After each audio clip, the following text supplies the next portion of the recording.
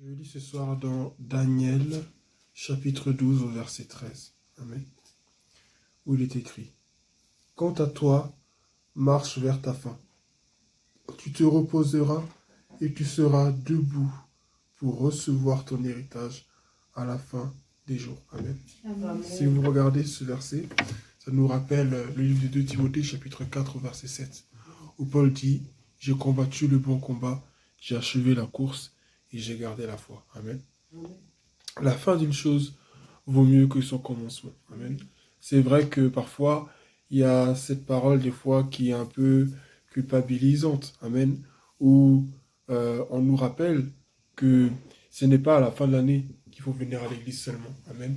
Ce n'est pas seulement en fin d'année qu'il faut commencer à faire des louanges que tu n'as pas fait à Dieu toute l'année. Toute l'année, tu as fait ce que tu voulais. Des fois, tu n'étais pas là. Tu menais ta vie. Et puis bon, à la fin de l'année, parce que tu as peur de mourir, donc tu vas venir. Mais au-delà de cela, il faut voir aussi que la fin d'une chose vaut mieux que son commencement. Amen. Et la fin d'une chose aussi peut être le début d'un nouveau commencement. Amen.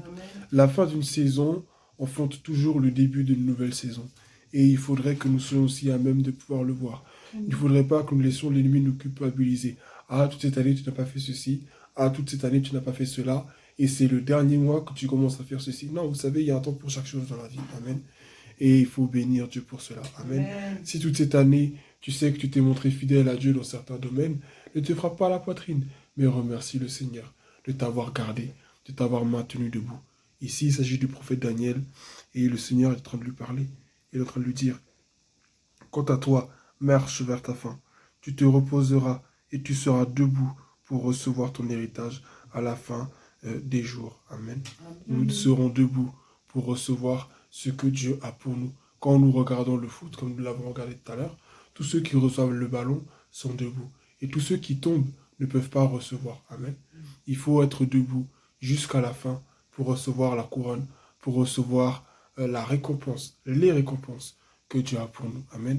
Dieu a tellement à nous offrir, et même pendant que je pense, ce que j'ai à cœur de dire, c'est que souvent nous pensons que Dieu, qu'est-ce qu'il va nous offrir, c'est juste une couronne.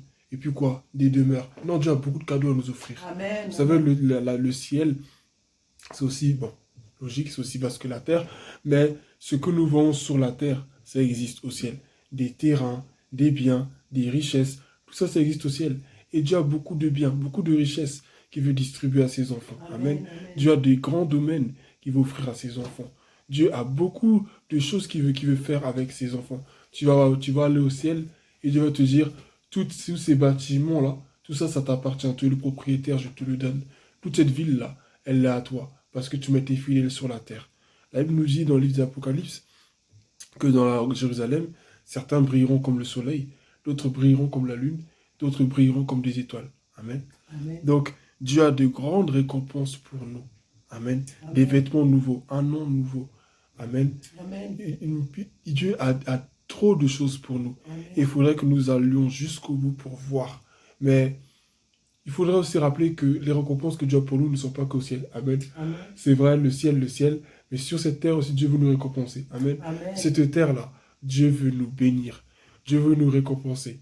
Amen. Amen. Même si ceux pour qui tu as travaillé ne reconnaissent pas le bien que tu as fait pour eux, Dieu, lui, il est suffisamment reconnaissant pour te récompenser. Dieu n'a pas besoin d'un homme pour te récompenser. Amen. Amen. C'est vrai, comme on dit chez nous, les Ivoiriens, c'est l'homme qui fait l'homme. Amen. Amen. Donc, Dieu et nous ayons placé sur la terre en communauté, les hommes avec les hommes.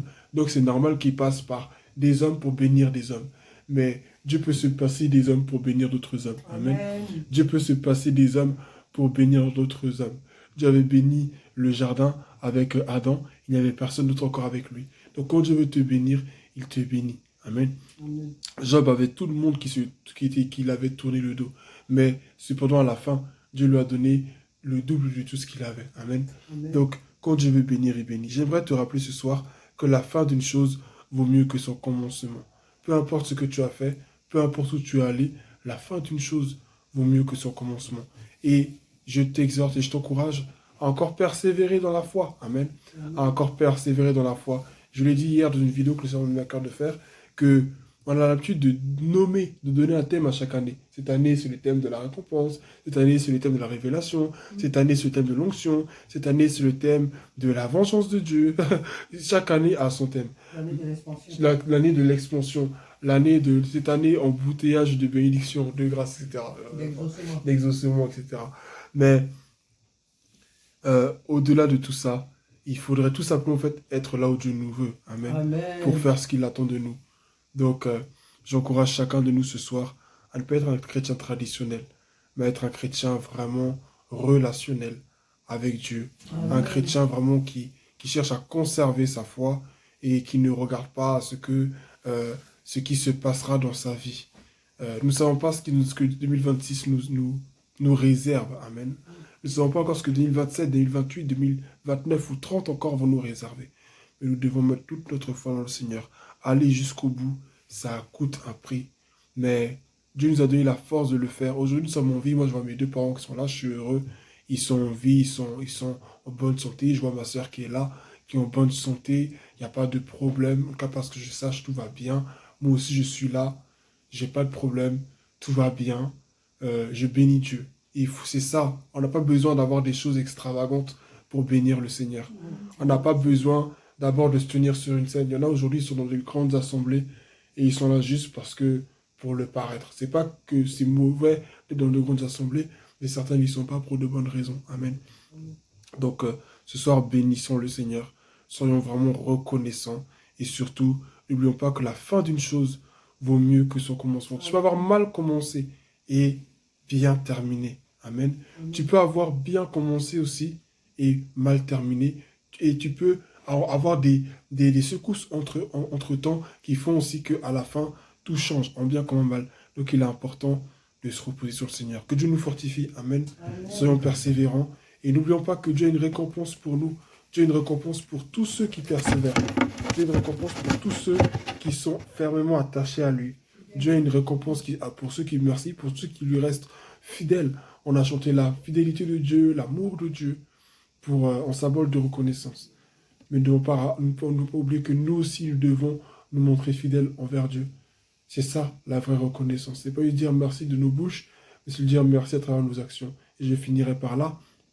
Mes parents m'ont toujours dit que la meilleure manière dont je peux leur dire merci, c'est pas juste avec mes mots, c'est pas juste en leur donnant de l'argent, mais c'est en réussissant ma vie. Amen. Amen. Si j'ai réussi ma vie, si j'ai réussi mes études, c'est nos parents, je pense que nous nous ont tous dit, hein, c'est ça, leur dire vraiment merci. Et c'est ce que Dieu aussi attend de nous. Dieu n'attend pas juste qu'on soit là en train de le louer, le célébrer, mais Dieu veut qu'on lui dise merci au travers de nos actions, au travers des choix que l'on fait au quotidien. Et à force de faire ces choix, c'est l'ensemble de tous nos choix que nous allons faire qui vont nous aider à aller au bout de ce que Dieu attend de nous. L'ensemble de nos choix, la somme de tous les choix qu'on va faire, c'est ça qui va nous aider à aller jusqu'au bout. Alors faisons attention. Cette année qui vient est une année aussi d'épreuves, est une année aussi où d'autres combats vont se présenter à nous. Allons-nous abandonner la main de Dieu parce qu'on va perdre un proche? Allons-nous abandonner la main de Dieu parce que des problèmes auxquels nous ne nous attendions pas surgissent? Ou bien allons-nous aussi abandonner la main de Dieu parce que la prospérité va frapper à notre porte? Vous savez, il y a toujours deux raisons qui nous poussent à soit rester en Christ ou soit l'abandonner. Certains restent en Christ parce qu'ils ont des problèmes et ils ont peur, donc ils vont rester. Certains aussi restent parce que tout va bien. Et quand tout va bien, donc c'est forcément c'est que Dieu est là.